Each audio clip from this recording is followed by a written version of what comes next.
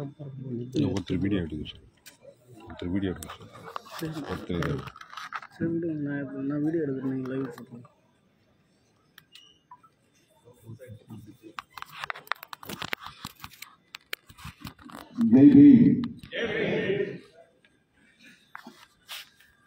இந்த நிகழ்வை தலைமை வகித்து சிறப்பித்துக் கொண்டிருக்கிற அன்பு சகோதரர் మురళీకుమార్ అవர்களే, ఈరోజు ఈ గొప్ప కార్యక్రమాన్ని ఆర్గనైజ్ చేసి అధ్యక్షత వహించి నడిపిస్తున్నటువంటి సోదరులు మురళీకుమార్ గారికి, நிகழ்வில் பங்கேற்று சிறப்பித்துக் கொண்டிருக்கிற డాక్టర్ సీతా మహాలక్ష్మి అవர்களே, కార్యక్రమంలో పాల్గొన్నందుకు సీతా మహాలక్ష్మి గారికి, திரு டிவிஎஸ் வர்மா அவர்களே, திரு கே ஸ்ரீதேவி அவர்களே, ரவிக்குமார் என் அவர்களே, D Soni, G Ambedkar, NJ Vidyasagar, PDM Sivaprasad, doctor ஜிருதரா ஸ்ரீனிவாஸ், அக்ஷ தேவேந்திரா, ஆனந்த், கிருஷ்ணாராவ், ரமணா, பாலசிங்கம், கோபி, ரமேஷ் உள்ளிட்ட தோழர்களே, ఈ కార్యక్రమంలో పాల్గొంటున్న పెద్దలు మిత్రులందరికీ మరొకసారి జై భీమ్. இங்கே திரளாக கூடியிருக்கிற சொந்தங்களே, உங்கள் அனைவருக்கும் வணக்கம். ఈరోజు ఈ కార్యక్రమానికి చేసినటువంటి బంధుమిత్రులందరికీ కూడా మీ అందరికీ మరొకసారి నా యొక్క హృదయపూర్వకమైనటువంటి జై భీములు. மறைந்த திரு சத்தியமூர்த்தி அவர்களுக்கு என்னுடைய சிறந்த வீர வணக்கத்தை செலுத்துகிறேன். ఈరోజు మనం వర్ధంతి జరుపుకుంటున్నటువంటి మన సత్యమూర్తి గారికి నా యొక్క విప్లవ అభినందనలు తెలియజేస్తున్నాను. ஏற்கனவே ஓங்கோலில் நடைபெற்ற திரு கேஜி சத்தியமூர்த்தி அவர்களின் நினைவு நாளில் நான் பங்கேற்று அவருடைய திருவுருவப் படத்தை திறந்து வைத்து உரையாற்றிய வாய்ப்பை பெற்றேன். గత సంవత్సరం ఒంగోలులో మన శివసాగర్ గారి యొక్క వర్ధంతి సందర్భంగా నన్ను ఆహ్వానించారు. నేను ఆ సభలో పాల్గొని మాట్లాడి ఆయన యొక్క చిత్రపటాన్ని కూడా ఆవిష్కరించే అవకాశం నాకు కలిగింది. அந்த நிகழ்வை ஓங்கோலை சார்ந்த அம்பேத்கரிய செயற்பாட்டாளர் தோழர் நீலம் நாராயணன் ఏర్పాటు செய்திருந்தார். ఆ కార్యక్రమాన్ని ఒంగోలులో మిత్రుడు నీలం నాగేంద్ర గారు ఆర్గనైజ్ చేశారు. இன்றைக்கு இந்த வாய்ப்பை எனக்கு பேரொருளி మురళీకుమార్ வழங்கியிருக்கிறார். ఈరోజు మరొకసారి ఆ అవకాశాన్ని నాకు తమ్ముడు మురళీకుమార్ గారు కల్పించారు. அவருடைய நினைவு நாளையொட்டி இந்துத்துவத்தை வேறொருப்போம் அப்ரோச் இந்துத்துவா என்ற தெலுங்கு மொழியாக்கம் செய்யப்பட்ட நூலும் இங்கே வெளியிடப்பட்டிருக்கிறது. ఈరోజు మన సత్యమూర్తి గారి వర్ధంతి సందర్భంగా నేను తమిళంలో రాసినటువంటి నా ప్రసంగాలు సంకలనం అప్రూట్ హిందుత్వ అనే పుస్తకాన్ని హిందుత్వాన్ని కూకటి వేలతో ప్రకటిద్దాం అనే పేరుతో మురళీకుమార్ గారు అనువదించారు. ఆ పుస్తకం కూడా ఈరోజు మనం ఇక్కడ ఆవిష్కరించుకున్నాం. தமிழிலே எழுதப்பட்ட இந்த நூல் ஏற்கனவே ஆங்கிலத்தில் மொழியாக்கம் செய்யப்பட்டிருந்தது. నేను మొదట తమిళంలో రాసినటువంటి ఆ పుస్తకం ఇంగ్లీష్లోకి అనువదించబడింది. எப்படியோ அந்த நூலை தேடி படித்து அதை தன்னுடைய தனிப்பட்ட ஆர்வத்தில் தெலுங்கிலே மொழிபெயர்த்த திரு మురళీకుమార్ அவர்களை நான் நெஞ்சார பாராட்டுகிறேன். அவருக்கு என்னுடைய நன்றியையும் உரித்தாக்குகிறேன். ఆ పుస్తకాన్ని ఎలాగోలాగా వెతికి పట్టుకొని దాన్ని చదివి ప్రత్యేకమైనటువంటి శ్రద్ధ పెట్టి ఆ పుస్తకాన్ని తెలుగులోకి అనువదించినటువంటి తమ్ముడు మురళీకుమార్ గారికి నా హృదయపూర్వకమైనటువంటి అభినందనలు, ధన్యవాదాలు తెలియజేస్తున్నాను. பலமுறை அவர் சென்னைக்கு வந்திருக்கிறார், எங்கள் கட்சி அலுவலகத்திற்கு வந்திருக்கிறார். இப்படி ஒரு நூலை நான் தெலுங்கிலே மொழிபெயர்த்திருக்கிறேன், நீங்கள் அதை வந்து வெளியிட வேண்டும் என்று அவர் சொன்னார். அப்போது எனக்கு அது பெரிய మగిழ்చియాகவும் ఇన్ప అదృశ్యాகவும் இருந்தது. ఆయన అనేక సార్లు చెన్నైలోని వీసీకే పార్టీకి వచ్చున్నారు. వచ్చిన ప్రతిసారి కూడా ఆయన నన్ను ఇలా నేను బుక్ అనువాదం చేస్తున్నానన్నా మీరు తప్పకుండా రావాలి, దాన్ని ఆవిష్కరించాలని అన్నప్పుడు ఎంతో సంతోషంగా గర్వంగా అనిపించింది నాకు. நான் அவரிடத்திலே இப்படி ஒரு நூலை நீங்கள் மொழியாக்கம் செய்ய வேண்டும், தெலுங்கிலே மொழியாக்கம் செய்ய வேண்டும் என்று நான் கேட்கவே இல்லை. அவராகவே இதை செய்திருக்கிறார் என்பது எனக்கு உள்ளபடியே வியப்பாக இருந்தது. మేము ఎప్పుడు ఈ పుస్తకం అనువాదం గురించి ఆయన అడగకపోయినా ఆయనే శ్రద్ధ తీసుకొని ఆయన వ్యక్తిగతమైనటువంటి ఇంట్రెస్ట్తో ఈ పుస్తకాన్ని అనువాదం చేయడం అన్నది చాలా గొప్ప పని.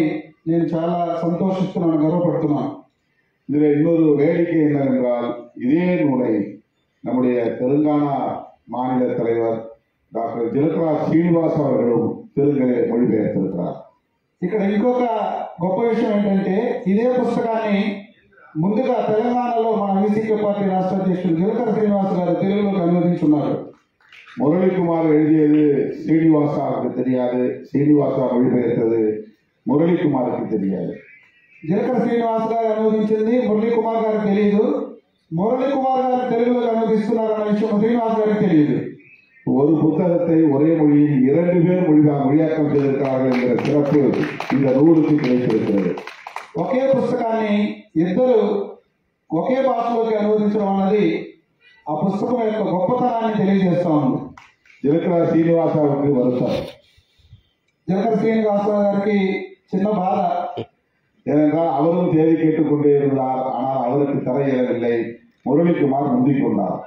ఆయన ఎప్పటి నుంచో ఆ పుస్తకాన్ని ఆవిష్కరించడానికి నన్ను తేదీ అడుగుతున్నారు, కానీ ఇంకా ఇవ్వలేదు. కానీ అంతకన్నా ముందు మురళీకుమార్ గారు డేట్ తీసుకొని ఆ పుస్తక ఆవిష్కరణ చేసేశారు.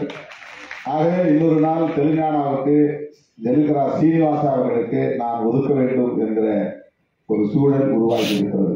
కాబట్టి తప్పకుండా ఇంకొక రోజు నేను హైదరాబాద్లో జిలకర శ్రీనివాస గారికి డేట్ ఇచ్చి అక్కడ కూడా వెళ్ళి ఆయన రాసిన తెలుగు అనువాద పుస్తకాన్ని కూడా నేను ఆవిష్కరించాల్సినటువంటి అవసరం ఉంది.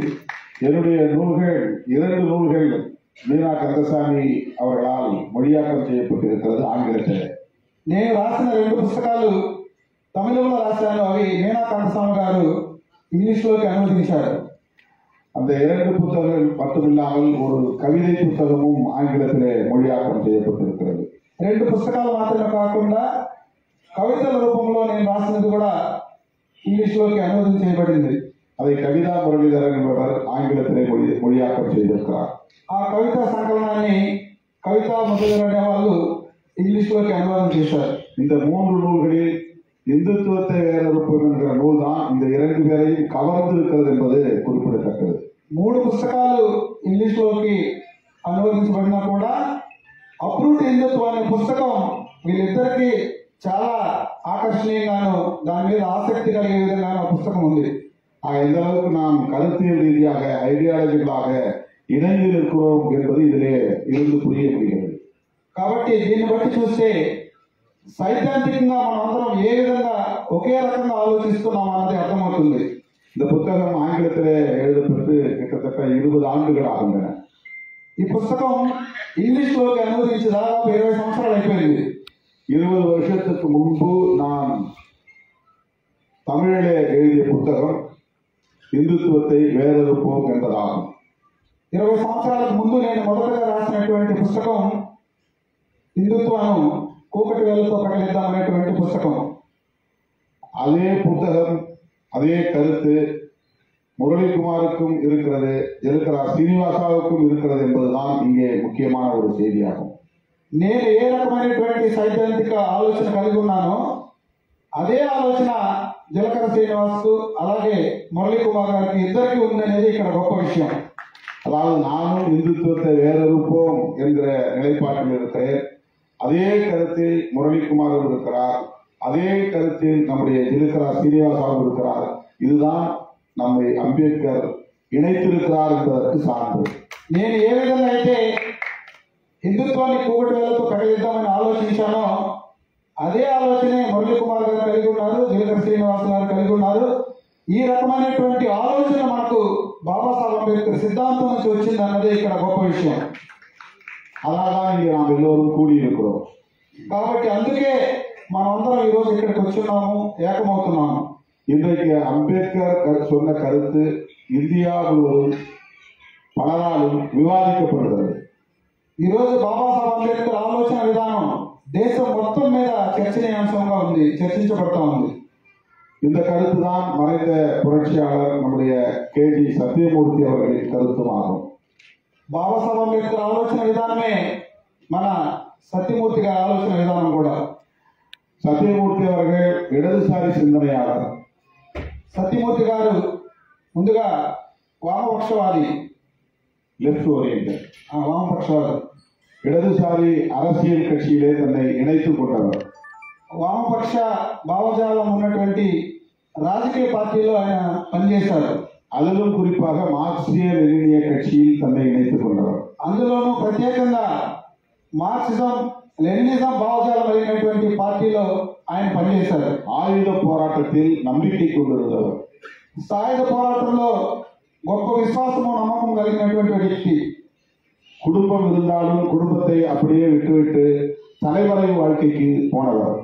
కుటుంబం ఉన్నా కూడా కుటుంబాన్ని త్యజించి ఆయన ఎక్కడో అడవుల్లో ఉండి పోరాటం చేసినటువంటి వ్యక్తి.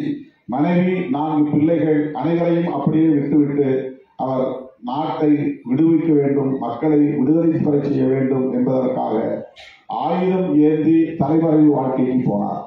కుటుంబాన్ని పిల్లలను వదిలేసి ప్రజా సంక్షేమం కోసం, ప్రజల యొక్క మేలు కోసం సాయుధ పోరాటం అనేటువంటి బాటను ఎంచుకున్నటువంటి వ్యక్తి సత్యమూర్తి గారు. அவரை போலவே நம்முடைய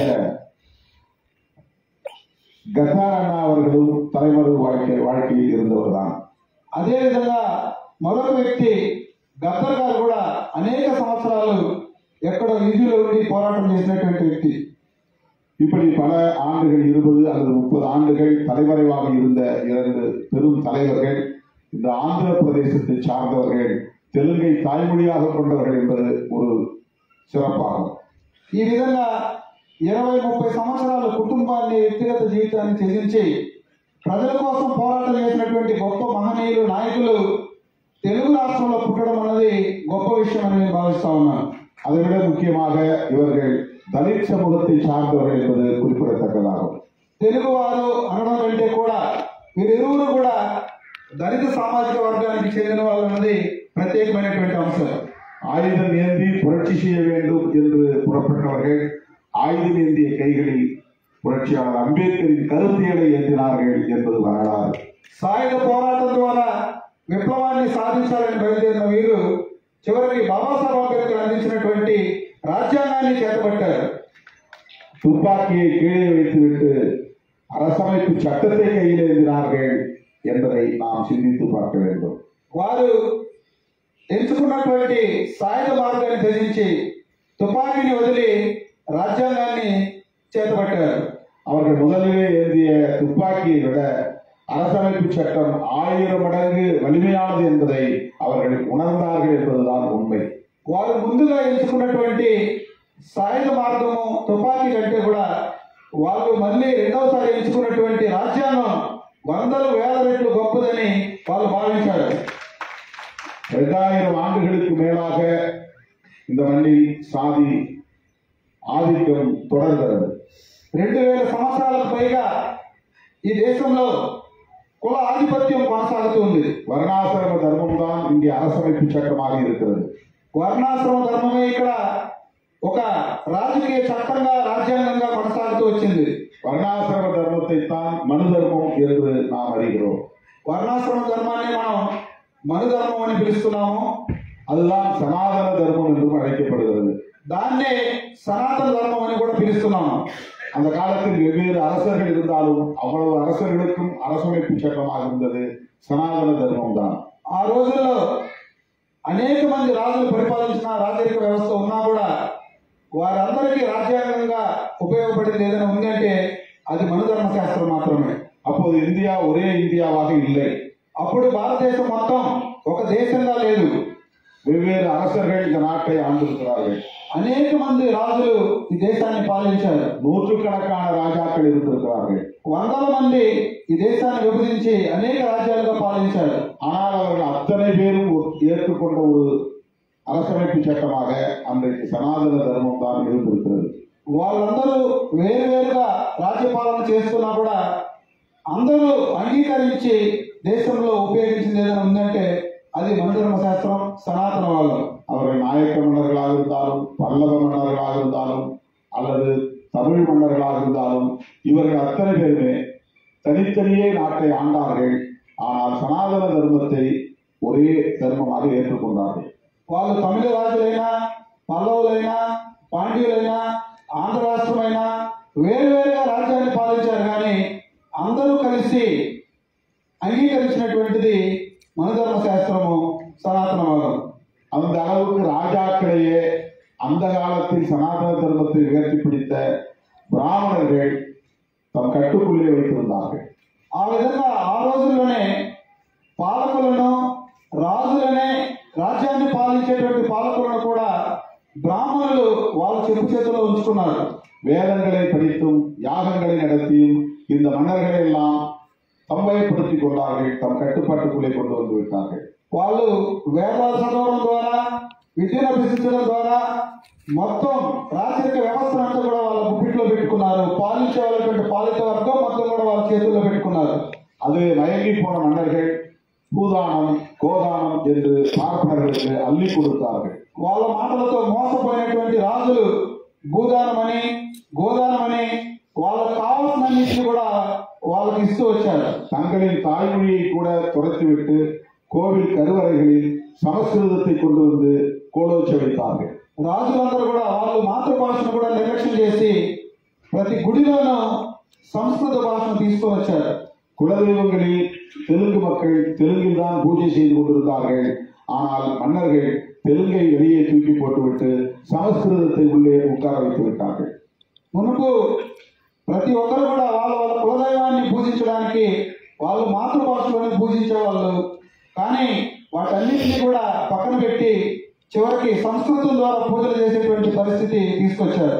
ஆக இந்தியா முழுவதும் பல தேசங்களாக இருந்தாலும் அன்றைக்கு சமஸ்கிருதம் ஒரே மொழியாகவும் சனாதன தர்மம் ஒரே தர்மமாகவும் இந்த மன்னர்களால் ஏற்றுக்கொள்ளப்பட்டது என்பதை வரலாற்றில் நாம் பார்க்கிறோம். భారతదేశం అనేక దేశాలుగా విభజించబడి పాలించబడుతున్నప్పటికీ కూడా సంస్కృతం ఒకే భాషగా, సనాతనవాదం ఒకే ధర్మంగా అందరి చేత అంగీకరించబడి పాలించబడిందన్నది ఈ చరిత్రలో జరిగినటువంటి వాస్తవం. அதனால்தான் நாயக்கர் ஆண்ட பகுதியிலும் சாதி கட்டமைப்பு உருவானது. தமிழ் மன்னர்கள் சேர சோழ பாண்டியர்கள் ஆண்ட பகுதியிலும் சாதிய கட்டமைப்பு உருவானது. ஒரே அரசமைப்பு சட்டம் இல்லை, ஆனால் சாதிய கட்டமைப்பு இந்தியா முழுவதும் ஒரே மாதிரி உருவாகி இருக்கிறது. అందువల్లనే చేర, చోళ, పాండ్య రాజులు పాలించిన దగ్గర కానీ, అలాగే నాయకర్ పాలించినటువంటి రాజ్యంలో కానీ ప్రతి దగ్గర కూడా దేశం మొత్తం మీద మనకు కనబడేది ఏదైనా ఒకటి ఉందంటే అది కుల వ్యవస్థ నిర్మాణం. దేశం మొత్తం ఒకే రకమైనటువంటి కుల వ్యవస్థ నిర్మాణం జరిగింది. இந்த சனாதன தர்மத்தை தான் நாம் இந்துத்துவம் என்று அழைக்கிறோம். ఈ సనాతన ధర్మాన్ని మనం హిందుత్వ ధర్మం అని పిలుస్తున్నాం. மத நம்பிக்கை வேறு, இந்த பிராமணர்கள் உருவாக்கி வைத்திருக்கிற வர்ணாசிரம இந்துத்துவம் என்பது வேறு. మతం మీద ఉన్నటువంటి విశ్వాసం వేరు, బ్రాహ్మణులు ఏర్పరిచినటువంటి హిందుత్వ ధర్మం వేరు. இன்றைக்கு பாரதிய ஜனதா பேசுகிற இந்துத்துவ அஜெண்டா என்பது வேறு. ఈ రోజు బీజేపీ పార్టీ మాట్లాడుతున్నటువంటి హిందుత్వ అజెండా వేరు. இந்த சனாதன தர்மத்தை பாதுகாப்பதுதான் அவர்களின் இந்துத்துவ அஜெண்டா. సనాతనవాదాన్ని పరిరక్షించడమే బీజేపీ వాళ్ళ యొక్క సనాతన హిందుత్వం. சமுதாயத்தில் உயர்வு தாழ்வு பிறப்பின் அடிப்படையில் பிராமணர்கள் உயர்ந்தவர்கள், சூத்திரர்கள் தாழ்ந்தவர்கள், மற்ற அனைவரும் பஞ்சவர்கள் என்கிற அடிமைகளாக வாழ வேண்டும் என்கிற இந்த தர்மம் தான் பாரதிய ஜனதாவின் அடிப்படை கோட்பாடு. పుట్టుకతోనే ఈ సమాజంలో అందరూ సమానం కాదు, బ్రాహ్మణులు మాత్రమే గొప్పవాళ్ళు, మిగిలిన వాళ్ళందరూ వాళ్ళకన్నా తక్కువ వాళ్ళని ఈ అసమానతతో కూడినటువంటి భావజాలమే ఈ రోజు బ్రాహ్మణులు సృష్టించినటువంటి హిందుత్వవాదం. அந்த மனு தர்மம் என்கிற அரசமைப்பு சட்டத்தை அல்லது சனாதன தர்மம் என்கிற அரசமைப்பு சட்டத்தை தூக்கி எறிந்துவிட்டு அந்த இடத்திலே ஒரு அரசமைப்பு சட்டத்தை வைத்தவர் தான் புரட்சியாளர் அம்பேத்கர் அவர்கள். వాళ్ళు తీసుకొచ్చినటువంటి మనధర్మం అనేటువంటి ఆ రాజ్యాంగాన్ని, ఆ పాలిత సూత్రాన్ని తీసి పక్కన పెట్టి మొత్తం దేశ ప్రజలందరి కోసం బాబాసాహెబ్ అంబేద్కర్ అనేటువంటి రాజ్యాంగమే మనకి ఈ రోజు ఉంది. ஆகவே நாம் ஒன்றை புரிந்து கொள்ள வேண்டும்.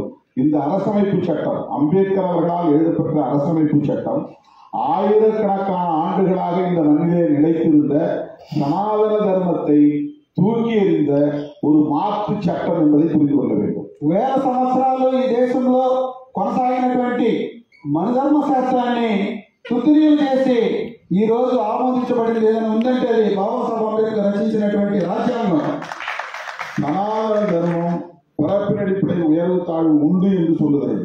సనాతన ధర్మం ఏం చెప్తుందంటే పుట్టుకతోనే ఒకడు గొప్పవాడు ఒకడు తక్కువవాడు ఇద్దరు సమానం కాదు అని చెప్తుంది. ஆண் உயர்ந்தவன் பெண் தாழ்ந்தவன் என்று சொல்லுகிறது. పురుషుడు గొప్పవాడు స్త్రీ గొప్పవాడు కాదు పురుషుడి కన్నా తక్కువ అని చెప్తుంది. இந்த பாகுபாடுகள் நிலையானது என்று சொல்லுகிறது. ఈ ఎక్కువ తక్కువ అనేటువంటి భావం శాశ్వతమైంది అని చెప్తుంది. இந்த நிலையானது என்பதுதான் சனாதனம் ஆகும். శాశ్వతమైంది అన్న భావమే సనాతనవాదం.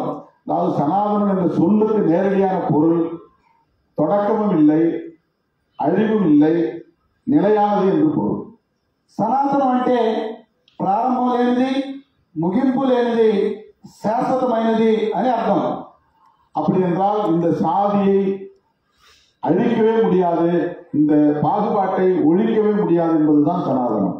అలా అంటే ఈ అసమానతలను ఈ కులాలను నిర్మూలించలేమో అది శాశ్వతమైనది అని అర్థం. ஆனால் புரட்சியாளர் அம்பேத்கர் அவர்கள் எழுதிய அரசமைப்பு சட்டம் ஆணும் பெண்ணும் சமம் என்பது. కానీ బాబాసాహెబ్ అంబేద్కర్ రచించినటువంటి రాజ్యాంగం స్త్రీ పురుషులు ఇద్దరు సమానం అని చెప్తుంది. சாதிகள் இல்லை, அனைவரும் சமம் என்று சொல்கிறது. కులం లేదు, ప్రతి మనిషి సమానం అని చెప్తుంది. அரசமைப்பு சட்டம் சனாதனத்தை வீழ்த்தக்கூடிய வலிமை பெற்றதாக இருக்கிறது. మన రాజ్యాంగం మాత్రమే ఈ సనాతనవాదాన్ని ఓడించగలిగినటువంటి బలం కలిగి ఉంది, శక్తిని కలిగి ఉంది. அரசமைப்பு சட்டம் ஒரு சட்டமாக மட்டுமே நாம் பார்க்கக்கூடாது. రాజ్యాంగాన్ని మనం కేవలం ఒక చట్టంగా చూడకూడదు. அது ஒரு புதிய இந்தியாவை கட்டமைப்பதற்கான கோட்பாடு, சமத்துவ கோட்பாடு என்பதை புரிந்து கொள்ள வேண்டும். అది ఒక నూతన భారతాన్ని నిర్మించినటువంటి ఒక సిద్ధాంతం. புரட்சியாளர் அம்பேத்கர் அவர்கள் அந்த கோட்பாட்டை பிரியாம்பிள் என்கிற முகப்புரையிலே பதிவு செய்திருக்கிறார். బాబాసాహెబ్ అంబేద్కర్ ఆ సిద్ధాంతాన్ని భారత రాజ్యాంగం యొక్క పీఠికలో పొందుపరిచారు. அது முக்கியமான கோட்பாடுகள் சுதந்திரம், சமத்துவம், சகோதரத்துவம் என்பதாகும். అందులో ఆయన చెప్పినటువంటి ముఖ్యమైన అంశాలు స్వేచ్ఛ, సమానత్వం, సోదరభావం. இது பிரெஞ்சு புரட்சியிலே முழங்கிய முழக்கங்கள் என்பதையும் நாம் அறிவோம். ఇది అంతకు ముందు కూడా ఫ్రెంచ్ విప్లవంలో ప్రజలు తీసుకొచ్చినటువంటి నినాదం. அன்றைக்கு அரசியல் நிர்ணய சபையில் இருந்தவர்கள் அம்பேத்கர் பிரெஞ்சு புரட்சியில் இருந்து இந்த முழக்கங்களை அவர் காப்பியடித்து விட்டார் என்று விமர்சனம் செய்தார்கள். కాబట్టి ఆ రోజు రాజ్యాంగ సభలో ఉన్న వాళ్ళు కొంతమంది ఫ్రెంచ్ విప్లవం నుంచి బాబాసాహెబ్ అంబేద్కర్ స్వేచ్ఛ, సమానత్వం, సోదరభావం అనే అంశాలను అక్కడి నుంచి కాపీ కొట్టాడని కూడా విమర్శించారు. அதற்கு விளக்கம் கொடுத்தார். కానీ బాబాసాహెబ్ అంబేద్కర్ ఆ విమర్శకు ఆయన సమాధానం ఇచ్చి తిప్పికొట్టారు. நான் இந்த 3 முழக்கங்களையும் பகவான் புத்தரின் போதனைகளில் இருந்து எடுத்து கையாண்டிருக்கிறேன் என்று சொன்னார். నేను తీసుకొచ్చినటువంటి ఈ 3 అంశాలు స్వేచ్ఛ, సమానత్వం, సోదరభావం బౌద్ధం నుంచి సేకరించాలని ఆ రోజు బాబాసాహెబ్ అంబేద్కర్ తెలియజేశారు. ஆக ஒரு உண்மை நமக்கு புரிகிறது. కాబట్టి ఒక నిజం మనకి ఈ రోజు అర్థమవుతుంది. பகவான் புத்தரே சனாதன தர்மத்தை எதிர்த்துதான் இந்த போதனைகளை பேச தொடங்கியிருக்கிறார் என்பது நமக்கு புரிகிறது. మనకు భగవాన్ బుద్ధుడు మొట్టమొదటిసారిగా సనాతనవాదాన్ని ఎదిరించి ఆయన బోధన ద్వారా ఈ సిద్ధాంతాన్ని ప్రజలకు వ్యాప్తి చేశాడని మనకు అర్థమవుతుంది. ஆக இந்தியாவில் தோன்றிய முதல் சனாதன எதிர்ப்பு போராடி பகவான் புத்தர் தான். కాబట్టి భారతదేశంలో పుట్టిన మొట్టమొదటి సనాతన వ్యతిరేక వ్యక్తి ఎవరైనా ఉన్నారంటే అది భగవాన్ బుద్ధుడు మాత్రమే. அதனால்தான் புரட்சியாளர் அம்பேத்கர் பௌத்தத்தை ஏற்றுக்கொண்டார். కాబట్టి బాబాసాహెబ్ అంబేద్కర్ బౌద్ధాన్ని అంగీకరించారు. புத்தரை கடவுளாக அவர் ஏற்றுக்கொள்ளவில்லை. ఆయన ఏ రోజు కూడా బుద్ధుడిని దేవుడిగా అంగీకరించలేదు. பௌத்தத்தை அவர் ஒரு மதமாக ஏற்றுக்கொள்ளவில்லை. బౌద్ధాన్ని మతంగా అంగీకరించలేదు. அது ஒரு புரட்சிகர தத்துவம் என்று ஏற்றுக்கொண்டார். అది ఒక విప్లవ సిద్ధాంతం అని అంగీకరించాడు. அது ஒரு அரசியல் கோட்பாடு என்று ஏற்றுக்கொண்டார். అది ఒక రాజకీయ సిద్ధాంతం అని ఆయన భావించాడు. அதைத்தான் அவர் அரசமைப்பு சட்டத்தின் பிரியாம்பிள் என்கிற முகப்புரையிலே சுதந்திரம், சமத்துவம், சகோதரத்துவம் என்று பதிவு செய்தார். కాబట్టి ఆయన బుద్ధుడి బోధనలైనటువంటి స్వేచ్ఛ, సమానత్వం, సోదరభావం అనేటువంటి అంశాలను రాజ్యాంగ పీఠికలో చేర్చాడు. இன்றைக்கு இந்தியா இரண்டாக இந்த கருத்துக்களின் அடிப்படையிலே பிரிந்து நிற்கிறோம். ఈ రోజు భారతదేశం మొత్తం రెండు అభిప్రాయాలుగా, రెండు సిద్ధాంతాలుగా విడిపోయబడుతుంది. మనువాదిகள், இன்னொரு புறம் అంబేద్కర్వాదిகள். ఒకవైపు మనవాదులు, మరొక వైపు అంబేద్కర్ వాదులుగా ఈ రోజు భారతదేశం మొత్తం కూడా విడిపోయి వాదన జరుగుతూ ఉంది. నామెల్లాం అంబేద్కర్వాదిகள். మనమందరం ఒకవైపు ఉన్నటువంటి అంబేద్కర్ వాదులు. బీజేపీ, ఆర్ఎస్ఎస్ మనువాదిகள். బీజేపీ, ఆర్ఎస్ఎస్, సంఘ అందరూ కూడా మనవాదాన్ని సమర్థించేటువంటి మనవాదులు.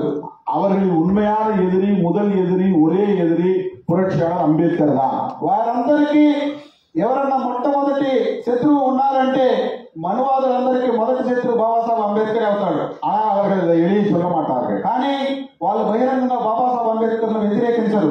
அது அவர்களுக்கு புத்திசாலித்தனம். కానీ అది చాలా అతి తెలివిగా వాళ్ళు బాబాసాహెబ్ అంబేద్కర్ ని బయట వ్యతిరేకించకుండా నడుచుకుంటున్నారు. అంబేద్కర్కి சிலை வைப்பார்கள். బాబాసాహెబ్ అంబేద్కర్ విగ్రహాలు పెడతారు.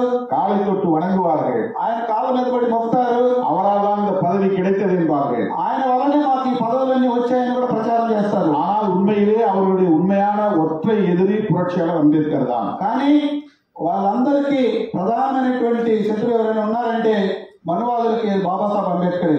ஏனென்றால் அவர் இந்த அரசமைப்பு சட்டத்தை தந்தார் என்பதுதான் அவருடைய கோபம். కానీ వారు ఆయన ద్వారానే ఈరోజు భారత రాజ్యాంగం రాయబడింది, ఆయన రాజ్యాంగాన్ని అందించడం అనేది వాళ్ళ యొక్క ఆలోచన. அரசமைப்பு சட்டத்தினுடைய நோக்கம் என்னவென்றால், ஒருவரையும் சொல்ல வேண்டுமானால் இந்துத்துவத்தை வேறொருப்போம் என்பதுதான் அரசமைப்பு சட்டத்தினுடைய சாராம்சம். ఒక్క మాటలో చెప్పాలంటే భారత రాజ్యాంగం యొక్క లక్ష్యం ఏదైనా ఉందంటే హిందుత్వను కూకటి వేలతో ప్రకటించాలన్నదే భారత రాజ్యాంగం యొక్క లక్ష్యం. நாம் இந்து மக்களின் நம்பிக்கையை விமர்சிக்கவில்லை. మనం ఈరోజు హిందూ విశ్వాసాన్ని నమ్మేటువంటి ప్రజల యొక్క ఆలోచన మనం విమర్శించడం లేదు. అది அவர்களின் நம்பிக்கை. అది వాళ్ళ యొక్క వ్యక్తిగతమైనటువంటి నమ్మకం, విశ్వాసం. சிவனை கும்பிட்டாலும், மகாவிஷ்ணுவை கும்பிட்டாலும், பிரம்மனை கும்பிட்டாலும், துர்காவை கும்பிட்டாலும் அல்லது விநாயகரை கும்பிட்டாலும் அது இந்து மக்களின் நம்பிக்கை. హిందువులు శివుడిని పూజించిన, విష్ణువుని పూజించిన, బ్రహ్మను పూజించిన, వినాయకుడిని పూజించిన, దుర్గను పూజించినా కూడా అది వాళ్ళ వ్యక్తిగతమైనటువంటి భక్తి, నమ్మకం, విశ్వాసం. சிவனோ விஷ்ணுவோ பிறப்பின் அடிப்படையில் உயர்வு தாழ்வு உண்டு என்று எங்கும் சொல்லவில்லை. ఏ రోజు కూడా శివుడు గాని విష్ణువు గాని మనిషి పుట్టుకతో సమానం కాదు, ఒకడు గొప్పవాడు ఒకడు తక్కువవాడు అని ఎక్కడా చెప్పలేదు. ஆனால் இந்த இந்துத்துவவாதிகள், சனாதனவாதிகள், மனுதர்மவாதிகள் இந்த பாகுபாட்டை உயிர் கோட்பாடாக வைத்திருக்கிறார்கள். కానీ ఈ హిందుత్వవాదులు, మనువాదులు, సనాతనవాదులు దేవుడి పేరు మీద విభజించి పాలించడాన్ని నేర్చుకున్నారు. ఒకడు ఎక్కువ ఒకడు తక్కువ అనేటువంటి సిద్ధాంతాన్ని తీసుకొచ్చారు. அதனால் பிராமணர்கள் தொடர்ந்து அதிகாரத்தின் உச்சத்திலே இருக்கிறார்கள். అలా చెప్పడం ద్వారా, ప్రజలను నమ్మించడం ద్వారా మొదటి నుంచి కూడా బ్రాహ్మణులు అధికారంలో ఉంటూ అందరికన్నా పై స్థాయిలో ఉంటూ వస్తున్నారు. ஆனால் அரசமைப்பு சட்டம் இதையெல்லாம் தலைகீழாக புரட்டுகிறது. కానీ రాజ్యాంగం వాళ్ళు చెప్పేటువంటి అన్నింటినీ కూడా తలకిందులు చేస్తా ఉంది. படிக்காதவர்களுக்கு கல்வியை தருகிறது, చదువు లేని వారికి విద్యను అందిస్తుంది, வேலை வாய்ப்பு தருகிறது, ఉద్యోగ అవకాశాలు కల్పిస్తుంది, நீதிபதிகள் ஆக்குகிறது, జడ్జిలుగా తయారు చేస్తా ఉంది, பேராசிரியர்கள் ஆக்குகிறது, ఉపాధ్యాయులుగాను తయారు చేస్తా ఉంది, துணைவேந்தர்கள் ஆக்குகிறது, వైస్ ఛాన్సలర్లు అవుతున్నారు, விஞ்ஞானிகள் ஆக்குகிறது, శాస్త్రజ్ఞులు అవుతున్నారు. மாடு மேய்த்தவர்களை, சாணி அள்ளியவர்களை இன்றைக்கு பதவியிலே போய் உட்கார வைப்பது அரசமைப்பு சட்டம் தான். పశువులు మేపుకుంటూ పేడ చేస్తున్నటువంటి వాళ్ళని కూడా ఈరోజు గొప్ప గొప్ప స్థానాల్లో కూర్చోబెడుతుందంటే అది రాజ్యాంగం మాత్రమే. సోషల్ ఆర్డర్ సీర్పడుகிறது, సమూహ ఒழுங்கு సీర్పడుகிறது. వాళ్ళు ఏర్పాటు చేసినటువంటి ఈ నిచ్చెనమెట్ల వ్యవస్థ మొత్తం కుప్పకూలిపోతా ఉంది. ஆகவேதான் அவர்களுக்கு கவலையும் கோபமும் வருகிறது. కాబట్టి ఈ వ్యవస్థ మొత్తం కూడా మారుతుంది. కాబట్టి హిందుత్వవాదులకు ఈ రోజు కోపము, బాధ కలుగుతా ఉంది. அதனால்தான் அவர்கள் இன்றைக்கு இந்த தேசத்தை சனாதன தர்மம் உள்ள தேசமாகவே மறுபடியும் புதுப்பிக்க வேண்டும், உயிர்ப்பிக்க வேண்டும் என்று துடிக்கிறார்கள். కాబట్టి వాళ్ళు మళ్ళీ ఈ దేశాన్ని సనాతనవాదాన్ని బలపరిచేటువంటి సనాతన దేశంగా మార్చడం కోసం వాళ్ళు ప్రయత్నం చేస్తున్నారు. இந்துத்துவ அஜெண்டாவில் முக்கியமானது என்னென்ன என்பதை சொல்ல விரும்புகிறேன். హిందుత్వ అనే అజెండాలో ఏ అంశాలు ముఖ్యమైనవని నేను మీకు తెలియజేయాలనుకుంటున్నాను. இந்துக்கள், இந்த மண்ணின் மைந்தர்கள் இஸ்லாமியர்கள் கிறிஸ்தவர்கள் அந்நியர்கள் என்று சொல்லுவது அவர்களின் வெறுப்பு அரசியல். మొట్టమొదట ప్రజల్లో ద్వేషాన్ని కల్పించడం కోసం హిందువులు మాత్రమే ఈ దేశానికి సొంతమైన వాళ్ళు, ఈ దేశం హిందువులది, ముస్లింలు క్రిస్టియన్స్ ఈ దేశం కాదు, వాళ్ళు అన్ని దేశస్తులని ద్వేషాన్ని ప్రచారం చేయడం మొదటిది. சிறுபான்மையினருக்கு எதிராக வெறுப்பை விதைத்தால்தான் பெரும்பான்மை மக்களை மதத்தின் அடிப்படையில் திரட்ட முடியும் என்பது இந்துத்துவ அஜெண்டா. మైనారిటీలకు వ్యతిరేకంగా ద్వేషాన్ని సృష్టించి హిందువులను మెజారిటీలో ఉన్నారు కాబట్టి వాళ్ళందరినీ కూడా ఏకం చేయాలన్నది ఒక కుట్ర. அப்படி இரண்டு சமூகத்துக்கு இடையிலே தொடர்ந்து வன்முறை நடந்தால், டென்ஷன் இருந்தால்தான் இந்துக்களை இந்தியா முழுவதும் ஒரே கட்டுக்குள் வைத்திருக்க முடியும் என்று விரும்புகிறார்கள். ఎప్పుడు మైనారిటీలు హిందువుల మధ్య ఘర్షణ సృష్టించి వైషమ్యాలు సృష్టించి హిందువులందరినీ ఏకం చేస్తే నిరంతరం అధికారంలో కొనసాగొచ్చు అనేది వాళ్ళ కుట్ర. இது இந்துத்துவ அஜெண்டாவின் முக்கியமான ஒரு நிலைப்பாடு. ఇది హిందుత్వ అజెండాలో ముఖ్యమైనటువంటి అంశం. இரண்டாவது, எல்லா நாடுகளும் சொந்த அரசு மதம் வைத்திருக்கிற போது இந்தியாவில் ஏன் இந்து மதம் அரசு மதமாக இருக்கக்கூடாது என்று அவர்கள் கேள்வி எழுப்புகிறார்கள். అనేక దేశాలలో ఈరోజు ఒక మతం అధికారిక మతంగా ప్రకటించబడుతున్నప్పుడు భారతదేశంలో మాత్రం ఎందుకు హిందూ మతం అధికార మతంగా ఉండకూడదు అనేది వాళ్ళ యొక్క ప్రశ్న. பாகிஸ்தானில் இஸ்லாம் அரச மதம், சைனாவில் பௌத்தம் அரச மதம், இலங்கையில் பௌத்தம் அரச மதம், ஏன் இந்தியாவில் இந்து மதம் அரசு மதமாக இருக்கக்கூடாது என்பதுதான் அவர்கள் கேட்கிற இந்துத்துவ அஜெண்டாவின் முக்கியமான கேள்வி. చైనాలో బౌద్ధం అధికారికంగా వాళ్ళ మతం, శ్రీలంకలో బౌద్ధం అధికారిక మతం, పాకిస్తాన్లో ఇస్లాం, ఎందుకు భారతదేశంలో మాత్రం హిందూ మతము అధికారికంగా ప్రభుత్వం ప్రకటించకూడదు అనేది వాళ్ళ యొక్క ప్రశ్న. ஆகவே இந்த தேசத்திற்கு அரசு மதமாக இந்து மதத்தை அதிகாரபூர்வமாக அறிவிக்க வேண்டும் என்பது இந்துத்துவ அஜெண்டாவில் மிக முக்கியமான நிலைப்பாடு. కాబట్టి ఎలాగైనా హిందూ మతం భారతదేశంలో ఒక ప్రభుత్వ అధికార మతంగా ప్రకటించాలనేది ముఖ్యమైనటువంటి అంశం. அந்த அரசு மதத்தை அறிவிப்பதற்கு தடையாக இருப்பது அம்பேத்கர் எழுதிய அரசமைப்பு சட்டம் தான். ఈ రకంగా వాళ్ళు ఆలోచిస్తున్నట్టు హిందూ మతాన్ని అధికారిక మతంగా ప్రకటించడానికి భారత రాజ్యాంగం ఒకటి ఈ రోజు అడ్డుగా ఉందన్నది వాళ్ళ యొక్క అభిప్రాయం. ஏன்னா அரசமைப்பு சட்டம் செக்யூலரிசம் என்கிற மதசார்பின்மையை கொண்டிருக்கிறது. ఎందుకంటే భారత రాజ్యాంగం ఈ రోజు ఏ మతాన్ని కూడా అధికారిక మతంగా ప్రకటించకుండా సెక్యులరిజం గురించి రాయబడింది కాబట్టి వాళ్ళకి అది అడ్డంగా ఉంది. ஆகவே இந்த அரசமைப்பு சட்டத்தையே தூக்கி எறிய வேண்டும் என்பது இந்துத்துவ அஜெண்டாவின் முக்கியமான நிலைப்பாடு. కాబట్టి వాళ్ళ ఆలోచనలకు అడ్డుగా ఉన్నటువంటి భారత రాజ్యాంగాన్ని ధ్వంసం చేయాలన్నదే హిందుత్వ అజెండా. அவ்வாறு தூக்கி எறிந்துவிட்டு இந்த தேசத்திற்கு அரச மதம் இந்து மதம் என்று அறிவிப்பதும், இந்த தேசத்தை இந்து ராஷ்டிரா என்று பெயர் மாற்றுவதும் இந்துத்துவ அஜெண்டா. ఆ విధంగా వాళ్ళకు అడ్డుగా ఉన్నటువంటి భారత రాజ్యాంగాన్ని ధ్వంసం చేసి భారతదేశంలో హిందూ మతాన్ని అధికారిక మతంగా ప్రకటించి భారతదేశాన్ని హిందూ రాష్ట్రంగా ప్రకటించాలన్నది వాళ్ళ యొక్క కోరిక. இதுதான் இந்துத்துவ அஜெண்டா என்பதை நாம் புரிந்து கொள்ள வேண்டும். ఇది హిందుత్వ అజెండాలో భాగం అన్నది మనం అర్థం చేసుకోవాలి. அடுத்தது சமூக நீதி என்பதுதான் அரசமைப்பு சட்டத்தினுடைய உயிர் கோட்பாடு. రెండవది భారత రాజ్యాంగంలో ముఖ్యమైనటువంటి అంశం సామాజిక న్యాయం. அந்த சமூக நீதியை அழித்துரைத்தால்தான் இந்த சோசியல் ஆர்டரை பாதுகாக்க முடியும் என்பது இந்துத்துவ அஜெண்டா. ఈ సామాజిక న్యాయం అనేటువంటి అంశాన్ని పూర్తిగా తుదముట్టిస్తేనే కులపరంగా ఈ ఉన్నటువంటి ఇచ్చిన కుల వ్యవస్థను కాపాడుకోగలమన్నది వాళ్ళ ఆలోచన. ஆகவேதான் அம்பேத்கர், நேரு, பட்டேல் போன்றவர்கள் எல்லாம் விவாதித்து பொருளாதார அளவுகோல் வேண்டாம், சமூக தகுதி சோசியல் ஸ்டேட்டஸ் அடிப்படையில் தான் இடஒதுக்கீடு தர வேண்டும் என்பதை తీర్మానించారు. కాబట్టి ఆ రోజు అంబేద్కర్ గారు, నెహ్రూ గారు, పటేల్ గారు వీరందరూ కూడా చర్చించి ఆర్థిక వెనుకబాటుతనం ఆధారంగా కాకుండా సామాజిక వెనుకబాటుతనం ఆధారంగానే రిజర్వేషన్లు తీసుకురావడం జరిగింది. ஆனால் இந்த அரசு, பிஜேபி அரசு, ஆர்எஸ்எஸ் அரசு சமூக நீதியை டைலூட் செய்வதற்காகவே எக்கனாமிக்கலி வீக்கர் செக்ஷன் என்ற ஒன்றை உருவாக்கி பொருளாதாரத்தின் அடிப்படையில் இடஒதுக்கீட்டை கொண்டு வந்திருக்கிறார்கள். ఈ రోజు ఆర్ఎస్ఎస్, బీజేపీ దేశాన్ని పాలిస్తున్నారు కాబట్టి ఈ సామాజిక వెనుకబాటుతనం ఆధారంగా వచ్చినటువంటి రిజర్వేషన్లను నిర్మూలించి ఆర్థిక వెనుకబాటుతనం ఆధారంగా ఈడబ్ల్యూఎస్ అనేటువంటి రిజర్వేషన్స్ కూడా వాళ్ళు తీసుకొచ్చారు. அரசமைப்பு சட்டத்தில் இருக்கிற செக்யூலரிசத்தை நீக்க வேண்டும். రాజ్యాంగంలో ఉన్నటువంటి సెక్యులరిజాన్ని నిర్మూలించాలి. அரசமைப்பு சட்டம் சொல்கிற புளூரலிசம் என்கிற பன்மைத்துவத்தை அழிக்க வேண்டும். రాజ్యాంగం ప్రబోధిస్తున్నటువంటి భిన్నత్వాన్ని నిర్మూలించాలి. இதுதான் இந்துத்துவ அஜெண்டா.